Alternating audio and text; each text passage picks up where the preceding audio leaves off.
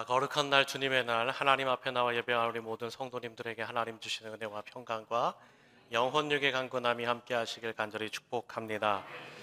오늘부터 우리가 새로운 말씀 나누게 됩니다. 새 믿음, 새 시대라는 주제를 가지고 이제 창세기 12장부터 나오는 믿음의 족장, 믿음의 인물들 아브라함, 이삭, 야곱, 요셉에 관한 이야기를 나누려고 합니다. 하나님께서 항상 어떤 사람을 어떤 시대에 쓰시려고 할 때는 그 사람이 갖고 있는 지식이나 배경을 가지고 그 사람이 누리고 있었던 것을 가지고 쓰신 일이 없습니다. 언제나 하나님께서 새로운 시대, 새로운 역사, 새로운 출발을 하게 하실 때마다 그 사람에게 요구했던 것은 하나님을 향한 새 믿음이었습니다. 바라기는 앞으로 우리가 창세기 12장 위에 말씀들을 나누어 갈 때에 바라기는 매주일 여러분의 믿음이 새로워지고 하나님께서 여러분의 인생과 가정에 또 삶의 터전에 새로운 시대를 주시기를 주님의 이름으로 다시 한번 기원합니다. 창세기를 읽어보면 창세기 1장부터 12장의 11장까지의 이야기와 우리가 보는 12장의 이야기가 사뭇 다른 것을 보게 됩니다. 창세기 1장에서 하나님이 온 우주를 창조하십니다. 그리고 인류를 창조하시죠. 근데 그들의 불순종과 타락으로 말미암아 결국에는 노아의 홍수에 이르게 하십니다.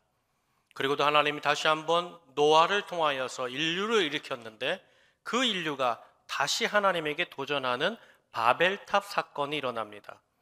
그야말로 하나님께서 온 우주로부터 온 민족을 창조하시고 그 하나님이 어떤 하나님이신지를 여러 번 알려주셨음에도 불구하고 결국에는 하나님을 신뢰하지 못하고 하나님께 범죄함으로 하나님께 심판받는 큰 그림이 전개되는 것이 창세기 1장부터 11장까지 이야기입니다. 그런데 11장 마지막 부분에 가면 그렇게 크시고 위대하신 하나님께서 갑자기 태도를 돌변합니다. 어떻게 돌변하시는가 하면 많은 세상의 동네, 지역 가운데 갈대아 우르라는 독특한 지역을 주목하십니다. 그리고 갈대아 우르라는 지역에서도 많은 집안 사람들이 있는데 거기서 데라라는 한 사람의 집안을 지켜보십니다. 그리고 데라의 세 아들 중에 그 한 사람으로 하나님이 시선을 좁히시곤 창세기 12장을 시작하십니다.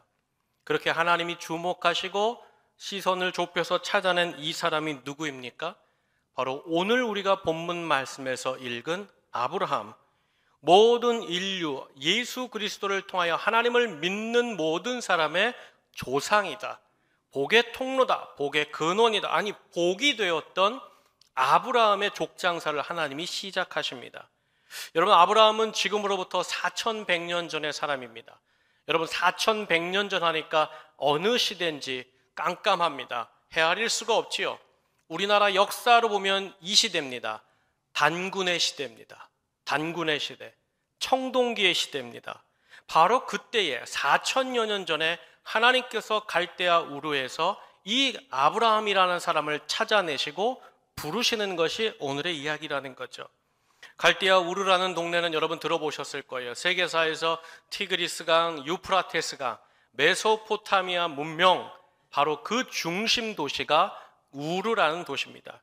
그 당시에 이 도시를 뭐라고 불렀냐면 비옥한 초승달지대, 그야말로 물이 넘쳐서 날마다 무엇을 심건 풍족하게 열매를 맺었고 무엇이든지 넉넉했기 때문에 사람들이 모이고 무역이 성행했고 정치와 종교의 중심지가 된 우르가 바로 아브라함이 살던 곳입니다.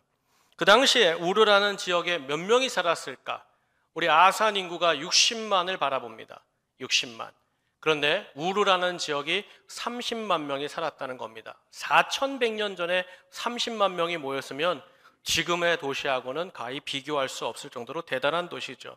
이 우리가 이렇게 성장한 것은 이 우리가 정치, 사회, 교역, 경제 모든 것의 중심지였는데 그 당시에는 신정일치사입니다. 무슨 뜻인가 하면 신을 섬기는 사람과 통치하는 사람이 한 사람입니다. 바로 이 갈대아 우르에서 발생한 우상이 있는데 그게 바로 밤의 신, 밤의 길을 밝혀준다는 달의 신 난나라는 신입니다. 이 낫나신을 갈대아 우르 사람들이 지극정성으로 섬겼습니다. 그래서 신전과 왕궁 사이 가는 그 중앙에 우상을 세웠습니다. 이 우상을 어떻게 섬겼느냐? 매일매일 순번을 정해서 제사장들이 매일매일 물을 뿌리고 목욕을 시킵니다.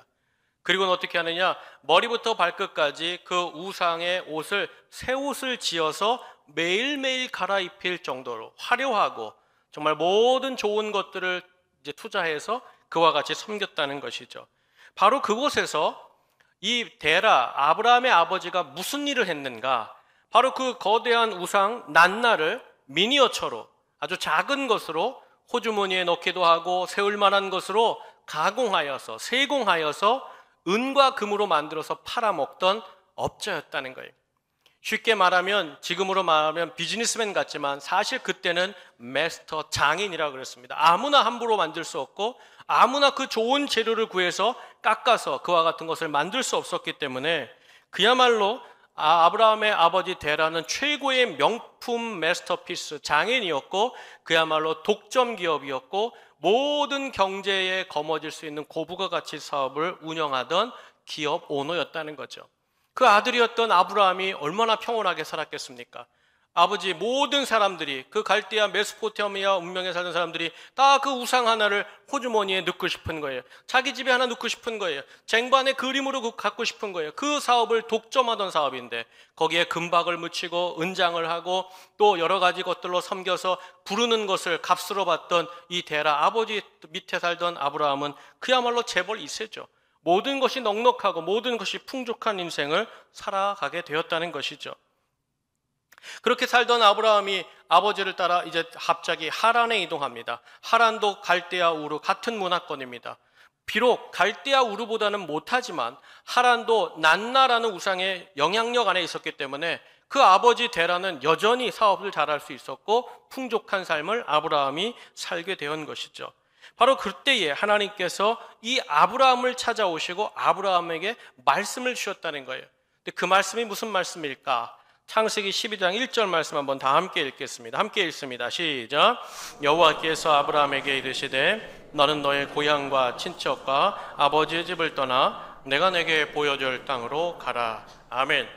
아주 부유하고 힘 있는 아버지 덕분에 여유롭게 살던 정말로 평안하기 더할 나위 없었던 아브라함에게 하나님이 말씀하시는 겁니다. 너는 너의 고향과 친척과 네 아버지 집을 떠나라는 겁니다.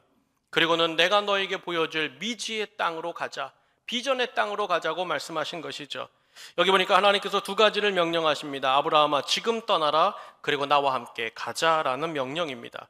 떠나라는 첫 번째를 보니까 고향이 등장합니다. 고향이라는 말, 우리 한국으로 말하면 홈타운을 말하죠. 어렸을 때부터 자랐던 곳을 말합니다. 그런데 히브리어 원어를 보면 메아르체카라고 그래서 이거는 고향의 의미보다는 그냥 지금 네가 딛고 있는 그 땅, 현재의 그 땅을 떠나라는 겁니다. 그야말로 지금 내가 다 기반을 갖춘 이 지역을 떠나라. 두 번째 친척을 떠나라고 했습니다. 친척을 떠난다는 것은 그 당시에 부족, 가문을 떠나는 것을 말합니다. 그런데 이 부족과 가문을 떠나는 것이 대단히 위험합니다. 왜 위험한가 하면 그 당시에는 공통의 법이 없어요. 우리처럼 헌법이나 형법이나 경찰법이나 여러 법이 없어요. 그냥 부족끼리 자기들끼리 부족법을 만들어서 그 부족 안에만 적용하며 살았습니다. 그런데 이 부족에서 벗어난다는 것을 무엇을 말하는가 하면 이제 부족이 만든 그 법안에 보호를 받을 수 없다는 거예요. 만일 내가 혈연단신 떠나서 엉뚱한 한 부족 사람을 만났어요. 근데 그 사람이 나에게 위해를 가하고 내 재산을 뺏고 내 생명을 위협해도 그와 내가 같은 부족이 아니기 때문에 그는 부족법으로 돌아가서 도리어 많은 것을 가져왔어. 그 사람의 자식들을 노예로 잡아왔어. 그 사람은 칭찬받는 일이 되지만 나는 부족법의 보호를 못 받기 때문에 내 부족이 저 부족과 상대할 수 없으니 꼴딱 모든 것을 그냥 다 당할 수밖에 없는 상황이 되는 것이죠. 무슨 뜻인가? 이제 모든 안전한 장치로부터 네가 떠나라는 말씀입니다. 세 번째는 내 아버지의 집을 떠나라고 했습니다. 사실 가부장 제도의 가장 유력한 민족, 가장 중요하게 여기는 민족은 유대인입니다. 우리가 가부장 제도라고 얘기하는데 여러분 우리나라의 가부장 제도는 히브리인 유대인에게는 가히 비교할 수 없습니다. 거기는 아버지가 대장입니다. 아버지가 근원입니다. 아버지 없이는 내가 있을 수 없다는 것이 유대인의 정체성입니다. 우리가 알다시피 고대의 유대인들은 어떻게 생각해요? 누구누구의 아들인 것을 굉장히 자랑스러워했죠. 내가 누구의 아들입니다. 내가 누구의 가문의 후손입니다. 그것을 그의 정체성으로 삼은 것이 유대인입니다. 그런데 그 당시에 하란을 떠나라고 말씀하신 하나님께서 그 당시에 데라가 죽었는가? 아니에요. 데라는 살아 있었습니다. 아브라함이 75세에 떠났고 데라가 그 당시에 145세입니다. 그리고 데라는 하란에서 205세를 죽었다고 성경에 말합니다. 그러니까 아브라함이 지금 떠나려면 어떻게 돼야 되는 거예요? 아버지를 버려야 되는 거예요. 여러분, 우리가 잘 알듯이 신약 시대의 누가복음 15장에서만 봐도 그 아버지를 떠나는 둘째 아들이 어떤 아들이 됩니까? 우리가 어버이 주일에 얘기했듯이 돌로 쳐 죽여도 가히 아무 말 하지 못하는 그런 아들입니다. 그런데 그 전 2000년 전의 고대 시대입니다. 그야말로 145세 되신 아버지를 놓고 떠난다? 이거는 유대인에게는 있을 수 있는 일이 아니라는 거죠. 그런데 하나님께서 그 아버지의 모든 관계마저 끊고 떠나라고 말씀하신 거예요. 이 세 가지를 떠나라는 말은 뭐냐면 너의 지금 현재, 그리고 네가 과거로부터 살아왔던 그 부족, 그리고 네 아버지를 통해 받을 모든 미래의 모든 혜택과 안정과 관계까지도 다 끊으라는 거예요. 한마디로 과거로부터 떠나라, 옛사람으로부터 떠나라는 하나님의 부르심을 받은 것이죠. 게다가 이 떠나라는 말 앞에, 동사 앞에 민이라는 전치사가 붙습니다.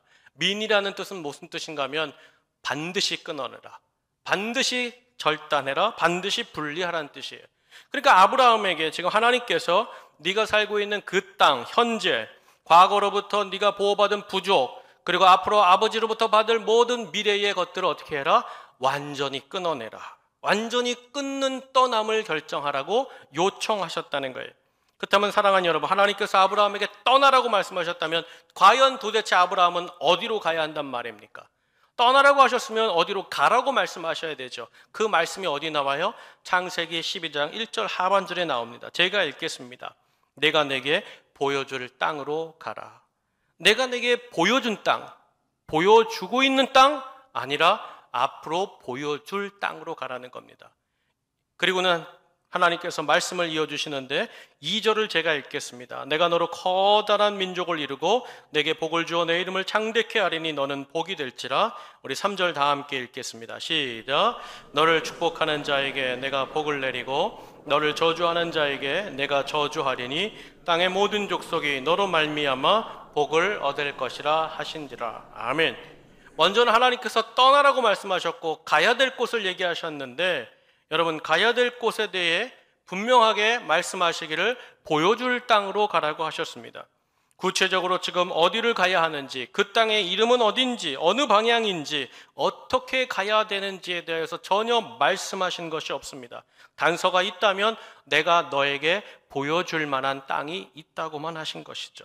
그렇게 가야 내가 2절 3절 한 그 복을 너에게 주겠다라고 하나님이 조건부적인 약속을 주신 거예요. 그런데 사랑하는 여러분, 여기 아브라함이 네가 큰 민족을 이루겠다, 네 이름이 창대하게 되겠다, 너를 축복하는 자를 내가 복 내려주고 저주하는 자를 너가 저주함으로 너는 복의 통로가 될 것이다. 이 세 가지 약속을 주셨는데, 먼저 큰 민족이 된다는 것은 아브라함이 듣는 순간 알았습니다. 이 큰 민족은 그 당시에 분명히 애굽이라는 나라와 민족이 존재하고 있었기 때문에 같은 단어입니다. 그러니까 아브라함이 큰 민족이 된다고 했을 때 아브라함은 딱 들은 거예요. 내가 애국과 같은 그런 민족을 이뤄? 이렇게 들었다는 거예요. 그런데 사랑하는 여러분, 그런 큰 민족, 그런 나라를 이룬다고 할 때 아브라함 혼자 이룰 수 있습니까? 여러분, 자손의 자손이 번성해야 이 일이 일어나는 것이죠. 그런데 지금 아브라함에게는 자식이 없는 거예요. 여러분, 나중에 보면 아브라함이 자식이 없어서 결국 자기가 갖고 있던 모든 재산들을 어떻게 하려고 그래요? 자기가 잘 여기까지 데리고 온 엘리에셀이라는 가장 늙은 종을 자기 아들 삼아서 그 아들에게 다 물려주려고 하지 않았습니까? 그런데 무슨 하나님이 지금 큰 민족을 이루겠다는 거예요? 자식이 없는데. 게다가 여러분, 아브라함의 나이가 75세입니다. 75세. 이미 아내 사레도 여러분 아이를 가질 수 없는 형편이라는 것을 우리가 잘 알고 있습니다. 여러분, 대를 이을 자식이 없는데, 그 다음에 가정을 이룰 수가 없는데, 그동안 자손을 이룰 수 없는데, 가문조차 이룰 수 없는데 어떻게 큰 민족까지 이루겠습니까? 그야말로 하나님께서 될 법한 말씀이 아닌 말씀을 아브라함에게 주시면서 아브라함에게 미지의 땅으로 가자라고 요청하셨다는 거예요. 사랑하는 여러분, 우리가 보통 이 세상에서, 이 세상 사회 속에서 우리가 이전할 때가 있습니다. 이사할 때가 있고 이직할 때가 있습니다. 그럼 여러분 그때 어떻게 이직하시고 이사하세요? 사실은 지금 살고 있는 집보다 더 좋은 집을 바라봤기 때문에 이제 내가 그 집에 들어간다, 그러면 이사하는 거죠. 내가 지금 회사 생활을 해요. 내가 보이는 조건들이 있어요. 월급 명세서를 보니까 탁탁탁탁 나와요. 근데 내 친구 회사에서 한 사람을 뽑는데 내가 딱 거기에 맞아요. 근데 내 친구가 명세서를 보여줘 나보다 탁탁탁탁 다 2배예요. 그럼 가요, 안 가요? 가는 거죠. 왜요? 그 돈이 내 손에 거머쥐기 때문에 가는 거예요. 사랑하는 여러분, 사람은요, 더 나은 조건, 상황, 실체가 보이면 움직이는 거예요. 그렇게 보여지고 만져지고 내 호주머니에 잡힐만 하다, 그럴 때 이동하고 그럴 때 이직하는 것이죠. 그런데 지금 하나님의 말씀 속에 아브라함에게 가야 될 곳에 대한 정보가 있어요, 없어요? 보여주신 것이 있어요, 없어요? 전혀 없어요. 구체적인 땅의 이름도 없어요. 지명도 없어요. 그냥 네가 순종의 발걸음을 떼야 보여주겠다는 말씀뿐이에요. 그럼 여러분, 하나님께서 사도 바울이 드로아에 가서 마게도냐 그 에게해를 건너가기 전에 환상을 보면서 마게도냐 사람이 제발 나를 좀 도와주십시오 했던 그런 환상과 꿈을 꾼 적이 있을까? 여러분, 창세기 1장 1절부터 마지막 장까지 읽어봐도 아브라함이 그런 환상과 꿈을 봤다는 기록이 눈 씻고 찾아봐도 전혀 없어요. 여러분, 게다가 이 말씀을 받을 때 아브라함은 그야말로 아버지 집에서 최고의 인생을 살 때입니다. 아버지가 그야말로 일생 최고의 기술을 가지고 최고의 비즈니스를 한 부유한 거부인데, 여러분, 여기서 이 고향에서 내가 친족들 사이에서 이미 우리 아버지가 유지고 우리 아버지가 대장인데 내가 그냥 물려받으면 되는 문제인데, 여러분, 이렇게 평안하고 안락하고 보장된 이 삶을 어떻게 아브라함이 떠날 수 있겠습니까? 게다가 여러분, 아브라함의 나이가 몇 세라 그랬어요? 75세라고 말합니다. 여러분, 어떤 분들은 75세의 이 나이를 과거의 사람들의 그 수명으로 계산해서 지금으로 따지면 30대 중반에서 40대 초반이다라고 보는데, 여러분, 그렇게 하면 안 돼요. 왜 안 되는가 하면, 그렇게 보면 그때는 아이를 낳을 수 있어요, 없어요? 낳을 수 있기 때문에 안 되는 거예요. 여러분, 성경의 나이는 성경의 그 나이로 보는 거예요. 75세라는 나이는 어떤 나이예요? 여러분, 더 이상 아이를 가질 수도 없을 뿐만 아니라 이 나이 때는 은퇴해야 되는 날이에요. 황혼기에 들어가는 나이예요. 여러분, 한 사람이 은퇴할 때쯤에 지금까지 살아온 그 삶의 자리에서 안정을 취하고 마무리하는 것이 맞습니까? 아니면 다 걷어치우고 새로운 도전을 하겠다고 뛰어나가는 게 맞을까요? 여러분, 은퇴할 시기, 황혼한 시기에는 도리어 지금 살던 것을 잘 마무리하고 정리하고 여기에서 이 땅에서 친족과 가족들 사이에서 인생을 마무리하는 것이 인생사의 당연한 일이라는 거죠.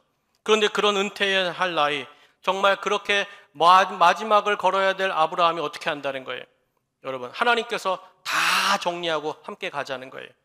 가자, 그 미지의 향으로 간다. 여러분, 이게 얼마나 무모하고 얼마나 정말 고난과 아름답지 못한 마지막이 될 수 있겠습니까? 여러분, 게다가 아브라함은 말씀을 받았다고 쳐요. 그럼 아내는요? 그의 식솔들은요? 가자고 하면 갈 것 같아요? 우리 여기 원로 장로님들 계시잖아요. 원로 장로님들 오늘 다 내가 하나님 음성 들었어. 나 오늘 예배 드리다가 하나님이 나도 떠나래. 여보, 다 정리해. 아파트 팔고 집 다 정리하고 자동차도 정리하고 갑시다. 그러면 뭐라 그러겠어요? 권사님들이 뭐라 그러겠어요? 집에 전화하죠. 딸에게 전화하죠. 큰일 났다. 네 아버지가 노망났다. 망령났다. 큰일 났다. 이거 어떻게 하냐? 여러분, 그 말이 자연스럽게 나오는 거 아닐까요? 게다가 고향 친구들, 함께 옆에서 함께 살아온 사람들은 뭐라 그러겠어요? 이봐. 은퇴할 나이는 다시 가족들 품에 돌아와서 고향에 돌아와서 인생을 마무리해야지. 어찌 당신은 고향을 떠나서 이 친족들을 떠나서 무모한 그 땅으로, 미지의 땅으로 간다 하는가? 아침 저녁으로 도시락 싸들고 와서 말릴 일 아닙니까? 그야말로 모든 것이 갖추어진 이 고향, 내 친척들이 있는 곳, 아버지가 물려줄 어마어마한 재산이 있는 이 집을 떠나 광야길로, 알 수 없는 그 700km나 되는 그 길을 간다? 여러분, 그거는 그 당시에 죽는 거나 다름없는 일이에요. 그런데 사랑하는 여러분, 오늘 이 아브라함을 찾아온 하나님께서 이 말씀, 떠나라, 가라, 아브라함에게 이 말씀 주셨을 때 아브라함이 어떻게 했을까? 여러분, 어떻게 했을까? 우리 4절 말씀 한번 다 함께 읽겠습니다. 4절 함께 읽습니다. 시작. 이에 아브라함이 여호와의 말씀을 따라갔고 롯도 그와 함께 갔으며 아브라함이 하란을 떠날 때에 75세였더라. 아멘. 놀랍게도 아브라함이 은퇴하고 인생의 황혼기를 정리해야 될 그 나이에 어떻게 했다는 거예요? 떠나라는 것을 떠났고 가자는 곳을 향하여 걸어갔다는 겁니다. 하나님의 말씀에 순종했다는 것이죠. 그렇다면 사랑하는 여러분, 오늘 중요한 건 바로 이거예요. 어떻게 아브라함은 떠날 수 없는 중에 떠나고 갈 수 없는 중에 가는 이 하나님의 음성에 그대로 순종하여 그 말씀을 따라가는 믿음의 사람이 되었던 것일까? 혹시나 아브라함이 하란에 살면서 동네 사람들하고 불편한 게 있지 않았을까요? 아니면 생활에 필요한 여러 가지 것들이 있는데 아브라함이 좀 독특해요. 아버지, 나는 이렇게 편한 것보다는 좀 거칠고 험하게 살고 싶어요. 저는 광야길로 가고 싶어요. 독특한 성격의 소유자였기 때문에 이 아브라함이 그 광야길로 나갈 수 있었던 것일까요? 그렇지 않죠. 도리어 그곳을 떠나 광야길로 가면 이제 가족들과 식솔들이 그 광야의 도적대들에게 언제 습격을 당하고 어떤 일을 당할지 뻔히 알고 있었던 아브라함에도 불구하고 어떻게 했다는 거예요? 그 길을 따라갔다는 거예요. 그럼 여러분, 우리가 말씀을 읽을 때 이렇게 생각할 수 있죠. 아브라함은 믿음의 사람이야. 아브라함은 견고한 사람이야. 아브라함은 하나님을 향한 강한 믿음이 있었어. 그래서 갈 수 있었던 거야. 정말 그랬을까요? 여러분, 아브라함이 걸어가면서 갈등이나 고민 없었을까요?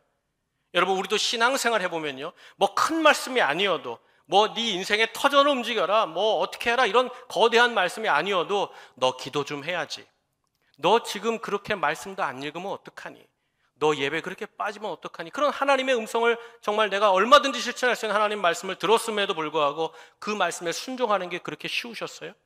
저는 어렵더라고요. 왜 어려울까요? 왜 우리가 하나님의 음성을, 왜 우리가 따라가는 것이 쉽지 않을까요? 여기에 대해서 성경은 분명한 근본 해답을 가지고 있죠.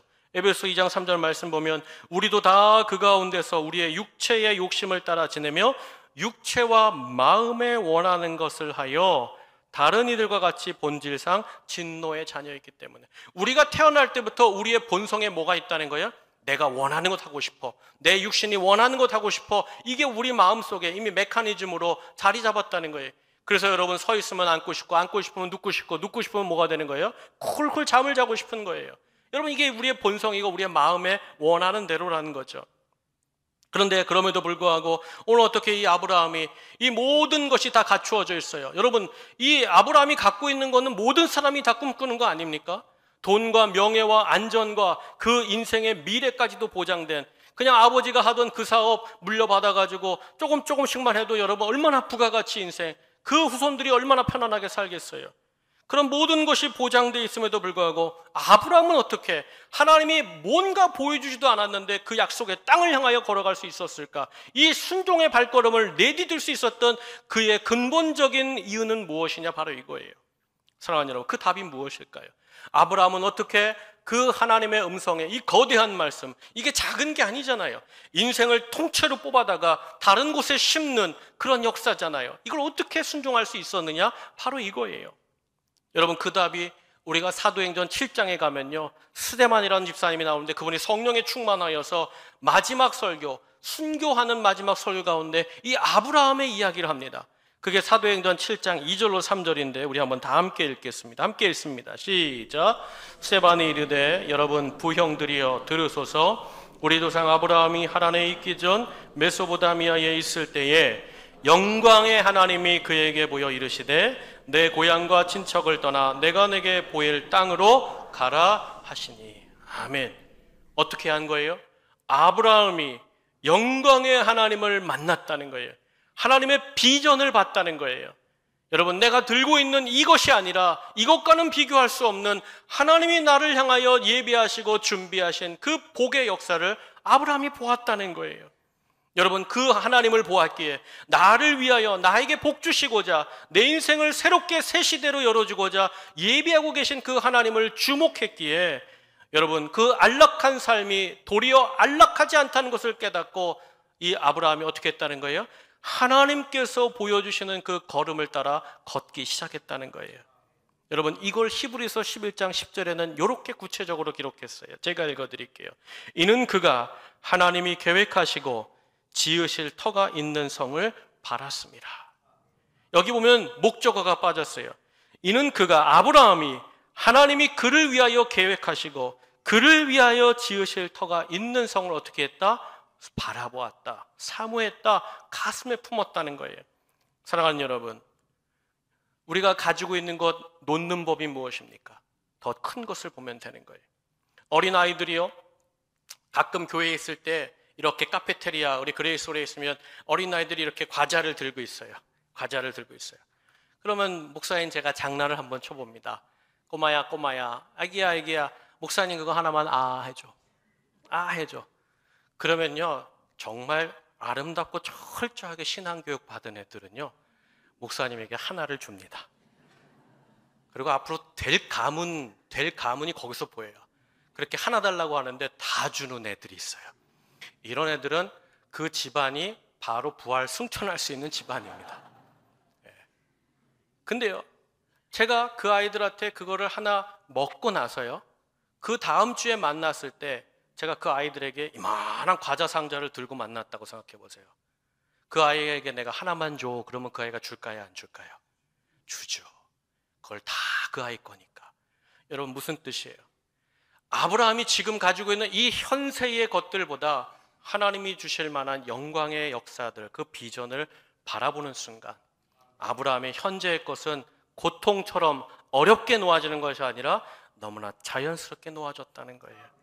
그리고 그렇게 하나님의 영광, 하나님의 비전, 나를 향하여 하나님이 예비하신 그 섭리와 그 아름다운 성을 아브라함이 바라봤을 때, 그리고 걸었을 때 하나님이 이 아브라함에게 허락해 주신 것이 뭐예요? 여러분, 5절 말씀 한번 다 함께 읽겠습니다. 시작. 아브라함이 그의 아내 사레와 조카 롯과 하란에서 모은 모든 소유와 얻은 사람들을 이끌고 가나안 땅으로 가려고 떠나서 마침내 가나안 땅에 들어갔더라. 아멘. 저를 따라하세요. 마침내 가나안 땅에 들어갔더라. 아멘. 여러분, 아까 제가 이 말씀을 드렸어요. 고향 친척 아비 집을 떠나는 순간 광야길에서 도적들을 만나고 전갈을 만나고 거친 걸음을 걸어야 됩니다. 그런데 하나님께서 아브라함이 하나님의 영광을 보고 그 비전을 보고 길을 걸어갈 때에 하나님이 보호하신 거예요. 도적대로부터 보호하셨고 강도들로부터 보호하셨고 가뭄과 기근과 물이 없을 때에 하나님께서 그 아브라함의 가족과 인생에 공급하시고 동행하신 줄로 믿습니다.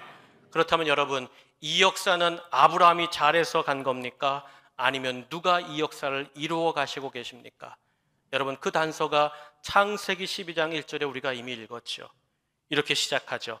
여호와께서 아브라함에게 이르시되. 여러분, 이 일의 순서는 항상 하나님이 우리를 먼저 찾아오시고 말씀하시는 거예요.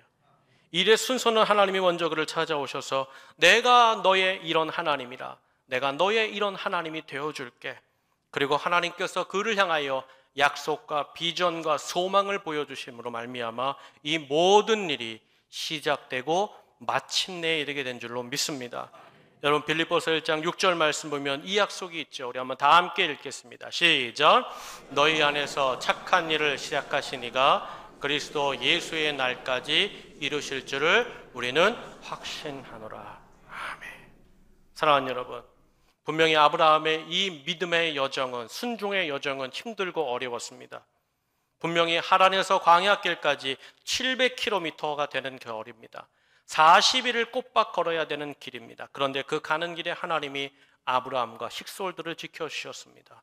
그들의 몸이 상하지 않도록 도와주셨습니다. 광야길에 전갈도 가뭄도 도적대들도 감히 아브라함을 침범치 못했습니다. 아브라함이 주를 바라며 하나님의 약속을 붙잡고 갈 때에 그 분명히 현실은 거친 길이었지만 아브라함 마음속에는 그야말로 꽃길이요, 주님이 약속한 복된 길을 걷는 역사가 있는 줄로 믿습니다. 우리에게도 다 이런 경험이 있어요. 언제 있었을까요? 어릴 적에 부모님이 놀이동산 가자. 초등학교 1학년 때 부모님이 저에게 5월 가정의 달에 용인 자연농원을 가자는 거예요. 자연농원 하면 아시는 분들은 나이가 좀 있는 분들이에요. 연식이 좀 있는 분이에요. 요즘은 에버랜드라 그러죠. 에버랜드. 거기를 가는 거예요. 그날이 손꼽아 지는데 와요, 안 와요? 왜 이렇게 안 오는지 몰라요. 근데 그날이 공휴일이거든요. 그날 아침에 아버님, 어머님 손을 잡고 가는 거예요. 가는데 버스가 왜 이렇게 밀리는지, 버스가 그냥 2배나 더 걸리는 거예요. 근데 제가 거기서 버스에서 막 지루하다고 아빠 가지 말자고 막 그랬을까요? 왜 이런 데를 가자고, 왜 힘들게 집에서 만화 영화나 보지 그 용인 자연농원에 가냐고 제가 투덜거렸을까요? 아니죠. 아버지가 앉으라 그래도 안 앉죠. 어디 앉아요? 옛날에 버스에는 가운데 뭐가 있었어요? 운전기사 여러분 옆에 앉는 데가 있어요. 엔진룸이 있잖아요. 거기가 뜨뜻하잖아요. 거기 앉아서 가는 거예요.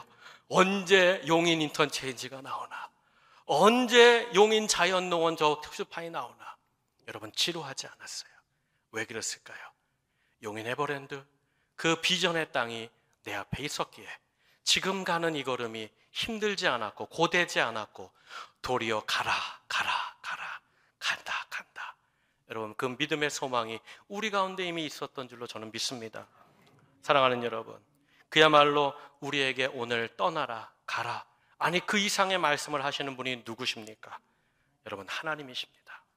만일 우리에게 말씀하시는 분이 사람이 아니요, 이 세상의 인생이 아니요, 전능하시고 모든 역사를 창조하신 하나님이라면 어찌 하나님이 내게 말씀하신 바를 이루지 못하시고 어찌 그 말씀하신 바가 내 인생의 복과 기적으로 나타나지 않을 수 있겠습니까? 사랑하는 여러분, 오늘 우리의 인생길이 아무리 힘들고 어려워도 내가 주님과 함께 가면, 주님의 그 비전을 붙잡고 가면 여러분 그 가는 길은 주님과 가는 꽃길이 되고 우리 인생의 황금길이 되는 줄로 믿습니다. 그런데 아브라함이 하나님께 이 믿음의 길을 갈 때에 하나님이 마침내 가나안에 들어가는 것으로 아브라함에게 복을 종결하지 않습니다. 분명히 네가 갈 때에 약속한 그 약속 3가지를 하나님이 어떻게 그에게 허락해 주시는가. 먼저 큰 민족을 이룬다고 약속했습니다. 여러분 자식이 없던 아브라함에게 하나님이 가나안에 갔을 때, 하나님이 약속하신 그곳으로 옮겨졌을 때 하나님이 100세의 약속의 아들 이삭을 주십니다. 그 이삭이 야곱을 낳습니다. 야곱이 많은 아들들을 낳으며 이스라엘의 총회를 이룹니다. 그리고는 요셉이 먼저 애굽으로 이주하고 이제 형들과 부모님을 다 애굽으로 이주하여서 그가 70명이 들어갔는데 출애굽 다시 하나님의 민족으로 나올 때는 몇 명이 나와요? 장정만 60만 명, 모든 아이들과 여자를 포함하면 200만 명.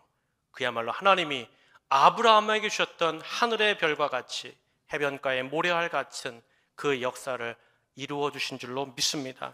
그리고 하나님께서 아브라함의 이름을 어떻게 하세요? 지금도 모든 믿는 사람 가운데 그는 믿음의 사람이었어. 하나님의 꿈을 보고 하나님께 맡겼던 인생이었어. 오늘도 그의 이름이 하늘나라에서 이 땅에서 울려 퍼지게 하신 가장 창대한 이름 되게 하신 줄로 믿습니다. 그리고 3절에 더 놀라운 것은 내가 너로 말미암아 모든 민족이 복을 얻게 하리라, 내가 너를 복의 통로로 쓸 거야 라고 약속하신 이 말씀은 어떻게 이루어졌을까? 여러분 그 말씀이 이루어진 곳이 어디냐? 마태복음 1장 1절이에요. 마태복음 1장 1절 우리 다 함께 읽겠습니다. 시작. 아브라함과 다윗의 자손 예수 그리스도의 계보라. 아멘. 여러분 예수님의 족보입니다. 그럼 이렇게 나와야죠. 다윗의 자손 예수 그리스도의 계보라. 그렇게만 나와도 됩니다. 근데 그 앞에 뭐가 붙어요? 아브라함과. 아브라함이 예수 그리스도의 뭐가 되는 거예요? 믿음의 선조가 되는 거예요. 오늘도 그 아브라함의 후손인 예수 그리스도, 그분이 진짜 인생의 복으로 오심으로 말미암아 그 복 대신 예수 그리스도를 믿는 모든 사람은 하나님의 자손이 되고 아브라함을 내 영적인 아버지라, 우리의 조상이라 말하게 하신 줄로 믿습니다. 사랑하는 여러분, 베드로를 볼까요? 베드로는요 그 게네사렛 호수에서 일생 물고기 잡던 어부에 불과했습니다. 배운 것이 없어요. 여러분 성경에 보면 베드로 전후서가 있는데 여러분 베드로는 까막눈입니다. 글을 몰랐어요. 그래서 베드로 전후서는 누가 썼는가 하면 베드로의 제자들이 썼습니다. 그만큼 무식쟁이에요. 그런 무식쟁이를 예수님이 찾아가십니다. 그리고 그 베드로에게 말씀하시죠. 뭘 주세요? 너 그물과 배를 버려두고 나를 쫓아와라. 그럼 내가 너로 사람 낚는 어부가 되게 하리라. 말도 안 되는 일을 하시는 거죠. 여러분 도리어 하나님의 아들 예수 그리스도라면 어디에 가서 제자를 선택하는 게 좋아요? 성전 근처에 바리새인 똑똑하고 준비된 사람을 뽑아내는 것이 더 효과적이고 효용적인 일입니다. 그런데 예수님이 갈릴리 북쪽 끝에 무식한 어부 베드로를 찾아갑니다. 그리고 베드로에게 소망을 주시는 거죠. 비전을 주시는 거죠. 장차 너는 베드로 게바가 되리라. 나는 시몬입니다. 아니다, 너는 베드로 반석이다. 주님께서 그 비전을 주셨어요. 그때 베드로가 여러 가지 준비하지 않았어요. 여러 가지 고민하지 않았어요. 어떻게 했어요? 주여, 맞습니다. 제가 그 비전을 붙잡겠습니다. 제 인생으로 그 비전을 사겠습니다. 그리고 그 비전을 따라갔을 때 여러분, 초대교회의 가장 위대한 사도가 되었고 기독교의 역사에 가장 중요한 하나님의 제자로, 신실한 제자로 우리에게 남겨준 줄로 믿습니다. 여러분, 예수님은 어떠셨을까요? 이 아브라함의 마지막 후손으로 오시는 모든 인류의 복이 되신 예수님은 어떠셨어요?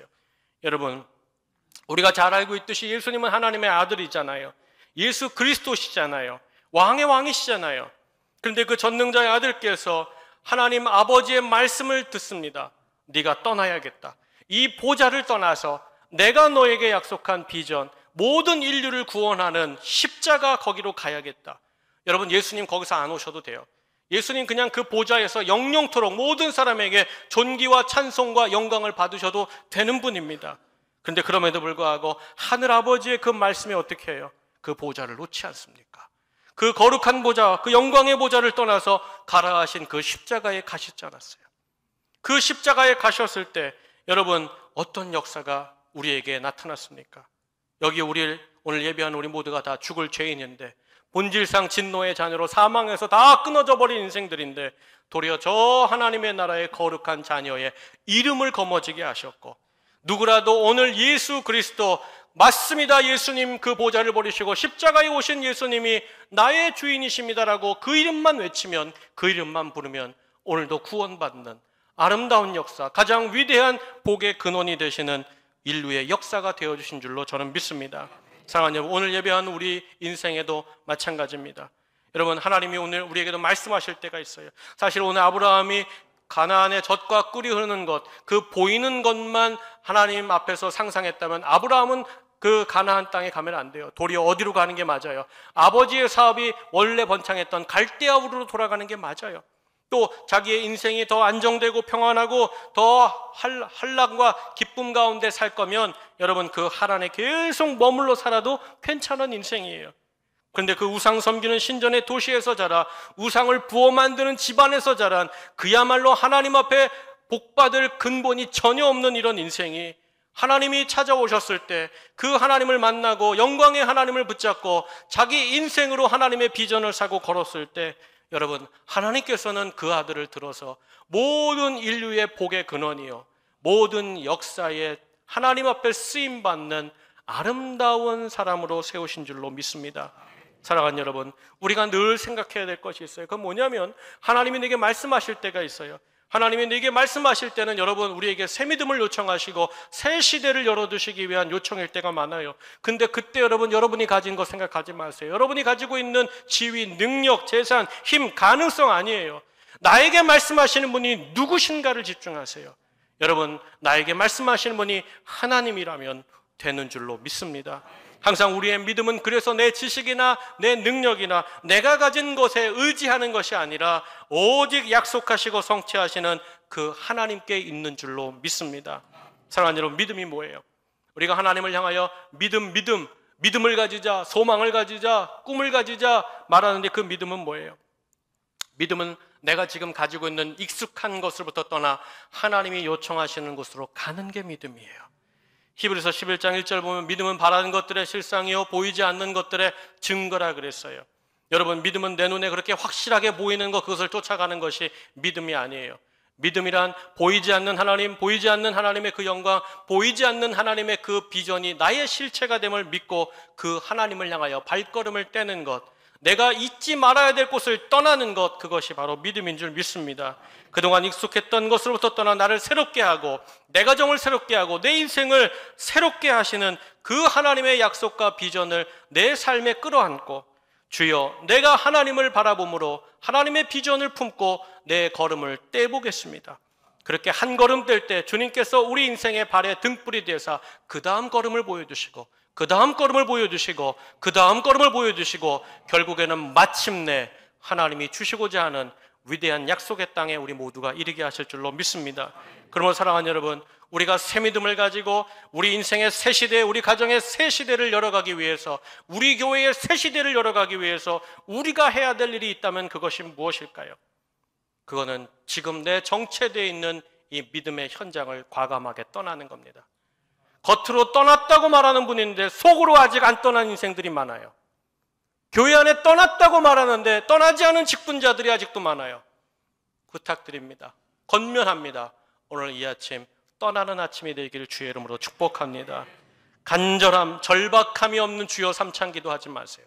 형식적인 예배에 참석하지 마세요.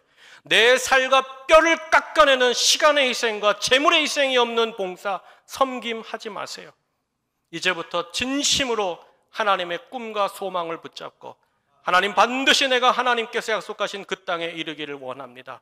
그리고 오늘 하나님께서 내게 요청하시는 그 말씀 그대로 한 걸음 두 걸음 떼다 보면 반드시 우리 인생 위에 하나님이 열어주시는 새 하늘과 새 땅과 새 시대가 우리 앞에 다가올 줄로 믿습니다. 사랑하는 여러분, 이제 말씀 마치기 전에 한 가지만 여쭙고 말씀 마치겠습니다. 지금 여러분 말씀을 함께 들었습니다. 여러분 어디에 살고 싶으십니까? 어디에 머물고 싶으십니까?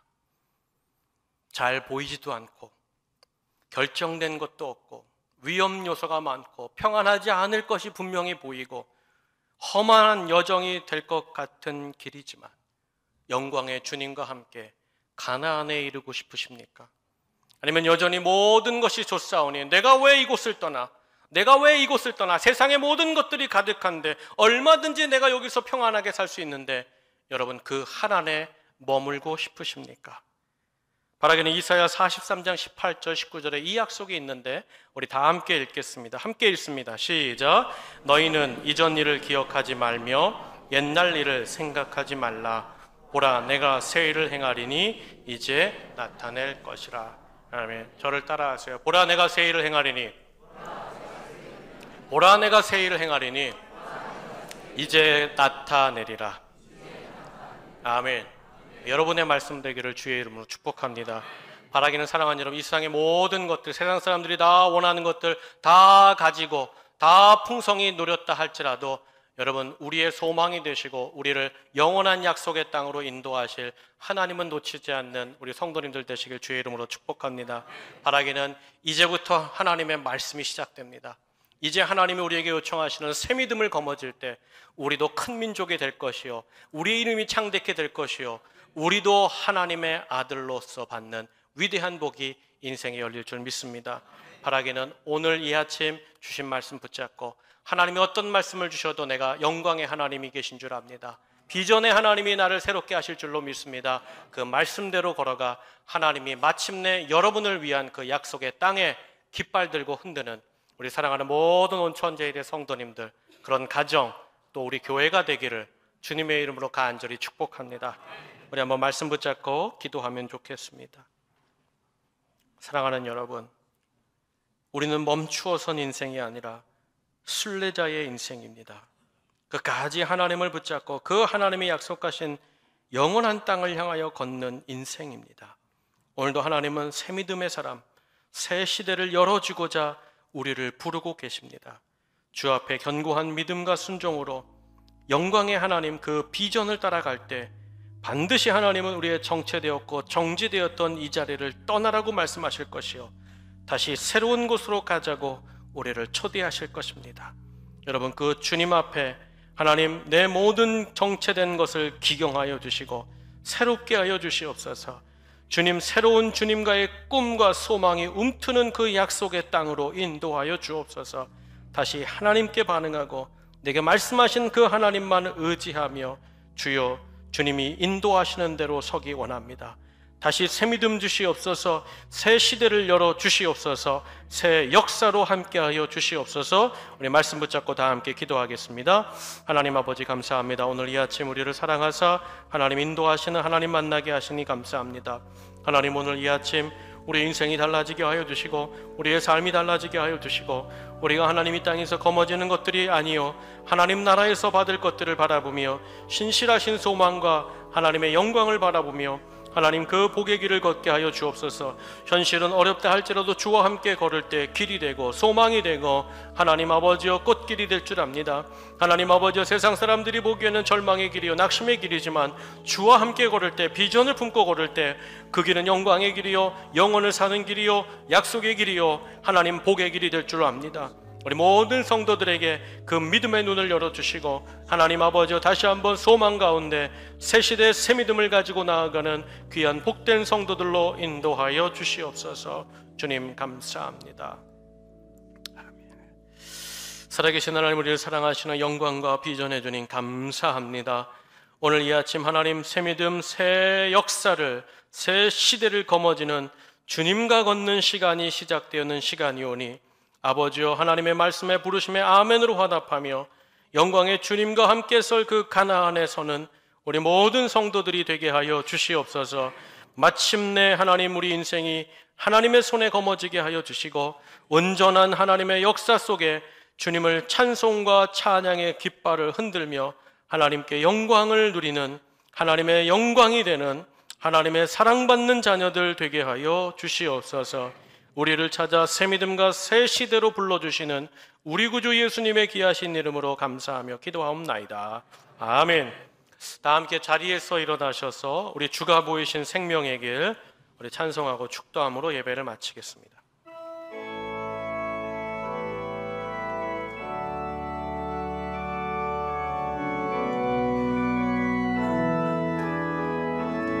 주가 보이신 생명의 길 나 주님과 함께 상한 마음을 들이며 주님 앞에 나가리. 나의 의로움이 되신 주 그 이름 예수, 나의 길이 되신 이름 예수, 나의 길 오직 그가 하시나니 나를 단련하신 후에 내가 정금같이 나오리라. 주가 보이신 생명의 길, 주가 보이신 생명의 길 나 주님과 함께 상한 마음을 들이며 주님 앞에 나가리. 나의 의로움이 되신 주 그 이름 예수, 나의 길이 되신 이름 예수,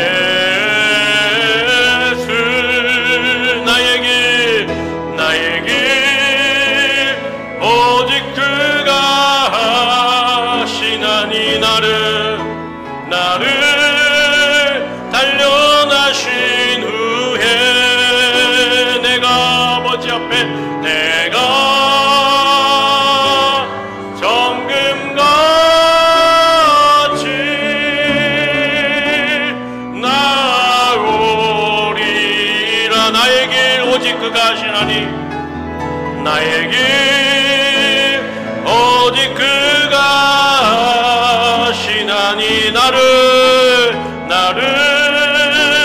단련하신 후에 내가 하나님 앞에 정금같이 나오리라. 우리 마지막으로 한 번 더 하나님 앞에 오른손 높이 들고 주여 나의 길 하십니다. 나의 길 오직 그가 하시나니 나를 단련하신 후에 내가 아버지 앞에 내가 정금같이 주여 나오리라. 내가 정금같이 내가 주여 정금같이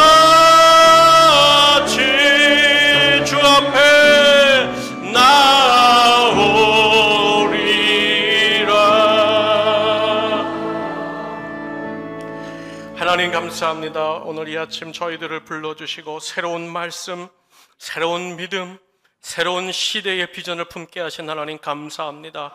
우리 성도들이 오늘 이 아침 아브라함 같은 믿음을 품었습니다. 하나님의 비전을 품었습니다.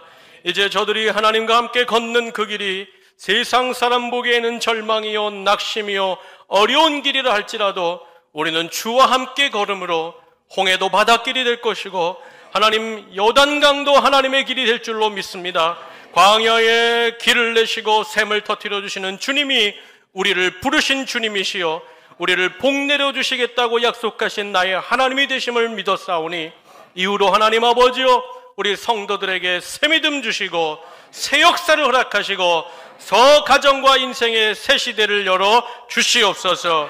이제는 십자가로 부르시어 우리를 새롭게 살도록 불러주신 우리 구주 예수 그리스도의 그 은혜와 오늘도 우리를 찾아오시사 말씀하시며 내가 너에게 복을 내려주리라, 내가 너와 함께하리라, 내게 약속의 땅을 주리라 오늘도 말씀하시는 하늘아버지의 그 사랑하심과 오늘도 새롭게 하시고 이끌어 약속의 땅에 이르게 하실 성령님의 감화감동 교제 교통하심이 주여 주의 부르심에 아멘으로 나아갑니다. 주여 새 믿음을 주시옵소서. 주여 우리 인생의 새 시대를 열어주실 줄 믿습니다. 하나님을 향하여 달려나간 우리 모든 온천제일 성도들의 머리 위에 가정 위에 사업과 기업과 모든 삶의 터전 위에 하나님이 복을 내려주시는 아름다운 공동체 우리 온천제일교회 위에 이 나라와 이 민족 위에 이제로부터 영원토록 함께 계시기를 간절히 축원하옵나이다. 아멘, 아멘, 아멘.